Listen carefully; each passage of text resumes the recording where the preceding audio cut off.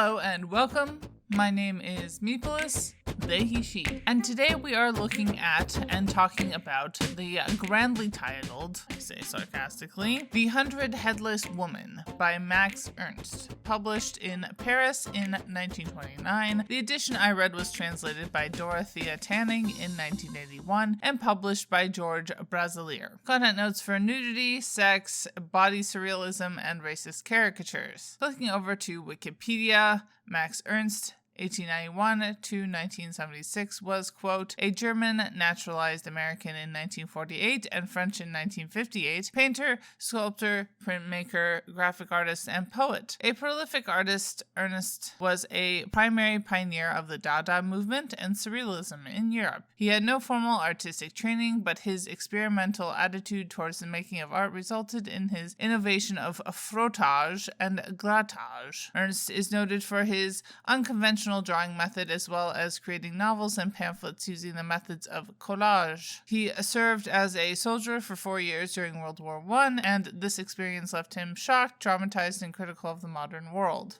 During World War II, he was designated an undesirable foreigner while living in France. Ernst's work often featured ironic juxtaposition of grotesque elements with cubist and expressionistic motifs. He had a fascination with birds, often including his alter ego Loplop, a bird, in his work. He eventually settled in France and achieved financial success in the 1950s. He died in Paris on April 1st, 1976, end quote. Keywords that came to mind reading The Hundred Headless Woman include diagrams, hatching, historic, and absurdity. The online listing for this book on the MoMA website is, quote, The Hundred Headless Woman is Ernst's first collage novel. It features a loosely narrative sequence of uncanny surrealist collages made by cutting up and reassembling 19th-century illustrations, accompanied by Ernst's equally strange captions. Ernst's French title, pardon my absolute butchery of this,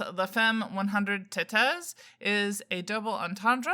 When read aloud, it can be understood as either the hundred-headed woman or the headless woman. Along with this enigmatic title character, the book marks the introduction of Ernst's favorite alter ego, Loplop, the bird superior. Ernst was deeply engaged with illustrated books during the 1930s. In addition to collage novels, he created many etchings and lithographs to complement the poems and stories of surrealist writers with whom he was closely associated. End quote. Starting at the very beginning, I decided to pick up this book because it's been on my Goodreads TBR the longest. If my memory serves me at all, I believe it found its way there because of my interest in the history of comics and comic-like things. I was not particularly familiar with Max Ernst. As a historical artifact, it was pretty interesting. With minimal text, it is more of an experience than a story, but that does take a certain level of tenacity and skill at surrealist collage, to be sure. It also helped that I'm a huge fan of hatching. Before we discuss representation at all, I would say that a majority of figures that appeared in this collage novel felt very symbolic and often objectified. This makes a certain amount of sense given the nature of the experience and how dependent it is on unwritten communication. That said,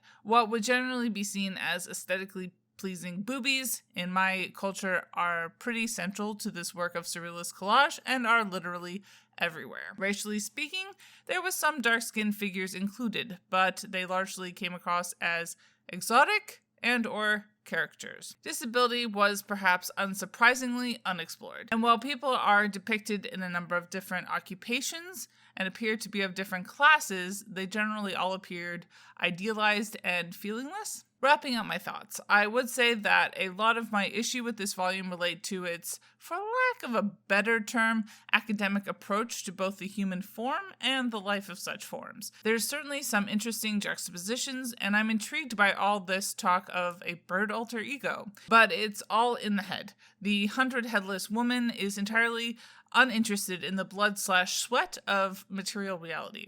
I'm not an expert of Dada or Surrealism, but I do suspect that these things I did not like were probably intrinsic to the discourse around those things at the time of creation, and I do feel that Surrealism, at the very least in the loosest sense, can be political and interested in the material reality of people in the lower classes. It was interesting, but very niche and okay. So 2 stars. Bye, y'all. Keep reading and organize to end capitalist oppression.